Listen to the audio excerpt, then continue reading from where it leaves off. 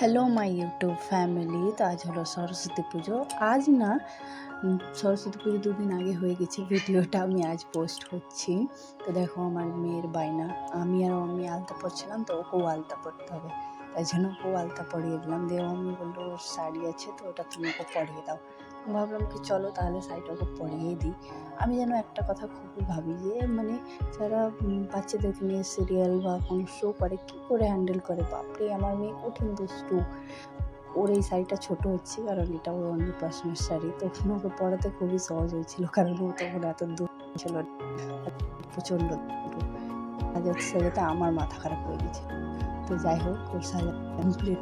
দেখো ওকে দেখে খুশি ডান্স করতে লেগেছিলো, গালে হাত দিয়ে কোমরে হাত দিয়ে। তারপরে আমরা পাশে বাড়িতে সরস্বতী হয়েছিল, তো ওখানে প্রণাম করতে গিয়েছিলাম।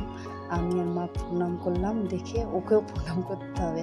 আমার মেয়ের এটা একটা খুবই ভালো জিনিস যে ও ঠাকুর প্রতি ভক্তি খুব। ও বাড়িতেও শঙ্খ বাজলে তাড়াতাড়ি করে প্রণাম করে। তারপর প্রণাম করে আমরা চলে এলাম ওখান থেকে। পাশে বাড়িতে মিষ্টি দিল, তো ও আবার এসে দরজায় ধাক্কা দিচ্ছিলো। তারপরে এসে ও মিষ্টি খাচ্ছিল, বললাম হাই করে দাও, ক্যামেরাতে ও হাইও করলো। তো তোমাদেরকে ভিডিওটা কেমন লাগলো, আমার মেয়েকে কেমন লাগছে অবশ্যই কমেন্ট করো। Thank you for watching.